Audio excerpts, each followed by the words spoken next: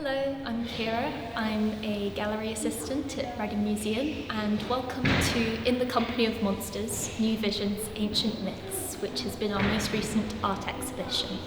So the term monster comes from the Latin word monstrare, and we're also, hopefully, looking to make links between depictions of the monstrous in ancient Greece and Rome to the modern day here.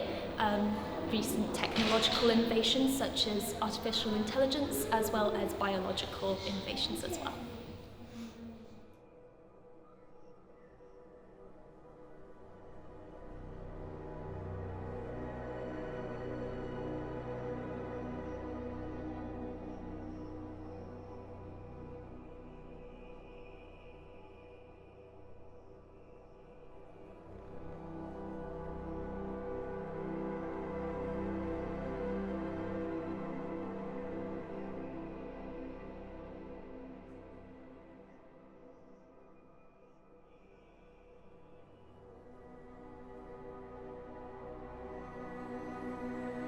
So one of the key themes this exhibition explores, and one of the key ways in which it's very important, is that it explores the idea of diversity. It explores the idea that some creatures are different than others, but no one creature is more right or legitimate than the other. And so ways in which a lot of the figures in our exhibition meld animal, plant and human life is a really good indicator of how nature likes to create links between species. It doesn't like the kind of categorization of species that we very much like today. Through the very different creatures that we've got on in the exhibition, we wanted to explore and give people a greater sense of how nature is all about diversity, and to try and introduce difference as a thing that is actually beautiful in its own way.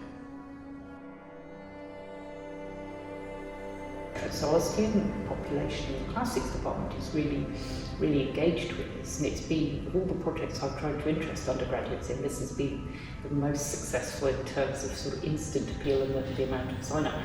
In other departments, well, certainly the undergraduate run Classics Society is collaborating with the Student Society in the Fine Art Department to organise a joint trip to visit. And one of the two students we had helping us on the project as part of the Europe scheme, Undergraduate Research Opportunities Placement Programme, is a fine art student, Megan Davies, who has brought a phenomenal amount of subject-specific expertise and has drawn our attention to artistic, aesthetic features in the works that we would never have noticed. So having that element in particular has been really helpful. Our other Europe student, Shona Carter-Griffiths, is a classics department student. So having the two of them talking to each other and sharing insights and bringing different things to the table was amazingly valuable.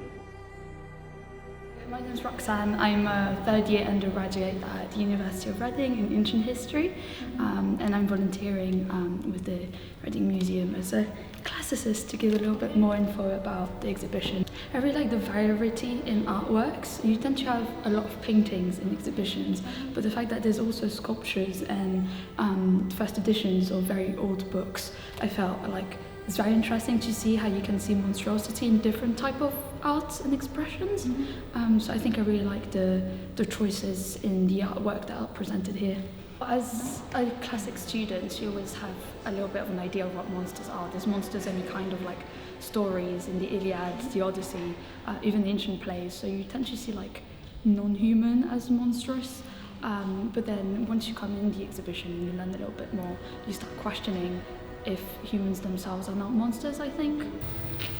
It was interesting that it showed like, I guess, monsters in terms of like stories and ancient myths, and then relating that to like, I guess, also anatomy on the other side, so sort of storytelling, but then anatomy in the more sort of scientific side of it.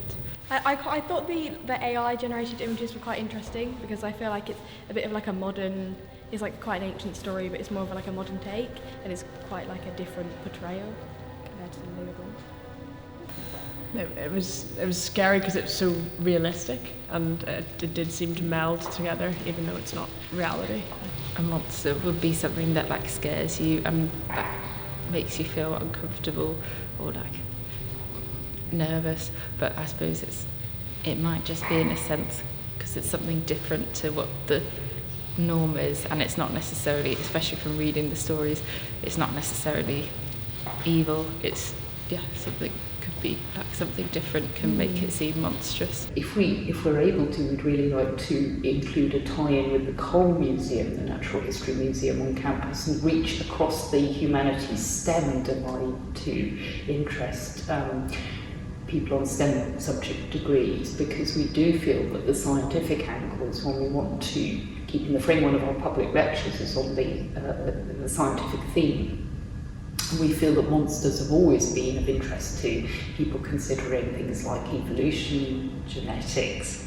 How do they come about? How are they born? Are they a product of nature, or are they inherently unnatural? So we would like this to reach beyond humanities, beyond arts and humanities, and into the sciences as well, potentially.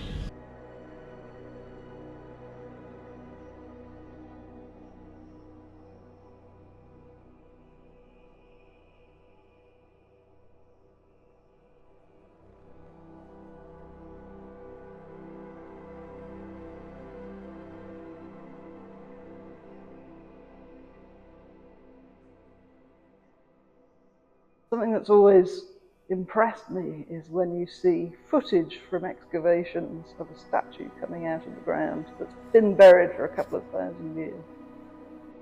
And it's far from its original context, and the people its stone or bronze face is looking at, it couldn't have, its maker could never have imagined how we live, how our lives are. But somehow it still communicates, and it's that lasting communication, I think, that draws me particularly to sculpture, in the sense that you don't really know who you're making it for, because if it's a bronze and it doesn't get melted down and turned into a cannonball,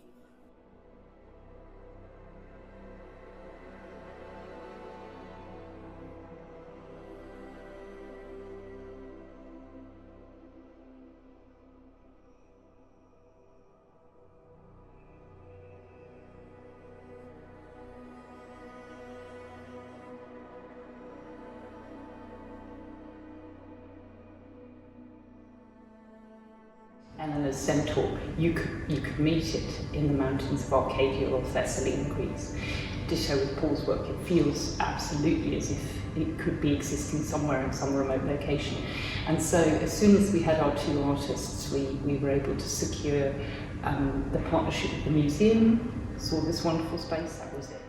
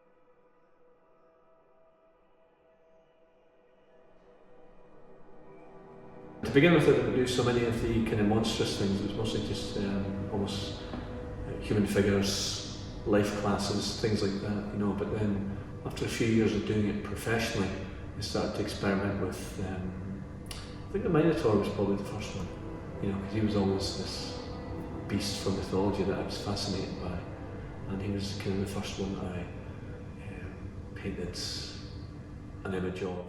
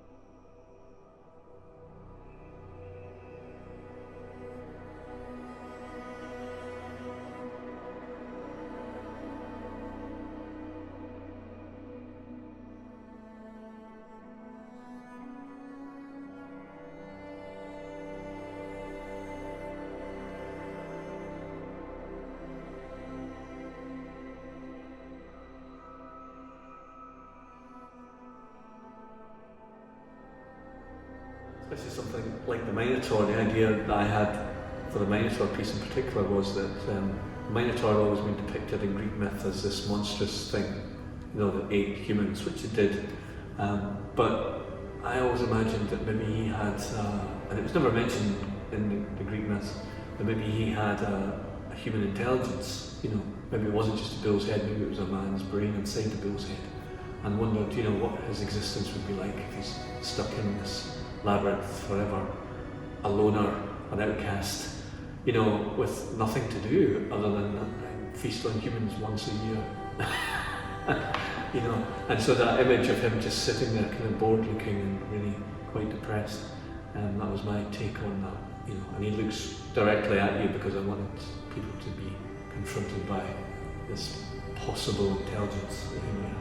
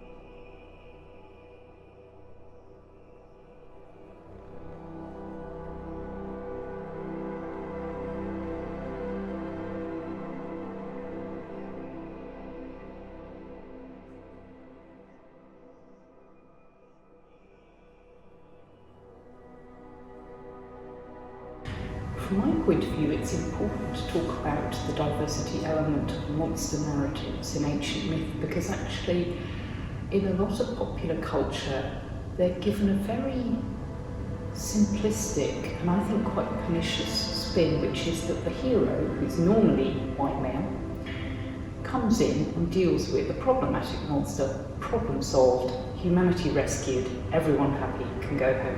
Whereas actually that's never been what the stories were about. You know, from antiquity, they were all about blurring the boundaries between them and us, certainly about challenging the edges of humanity, what makes a human different from an animal. This idea that we are inherently superior to animals, which is, well, a very strong and problematic element in Western cultures. We hope that it will speak to the message that, you know, tolerance and inclusivity are important, and the classics, you know, the classical world can and should support that rather than confirming oppressive narratives, you know, of the dominance and superiority of a certain kind of white and often male perspective.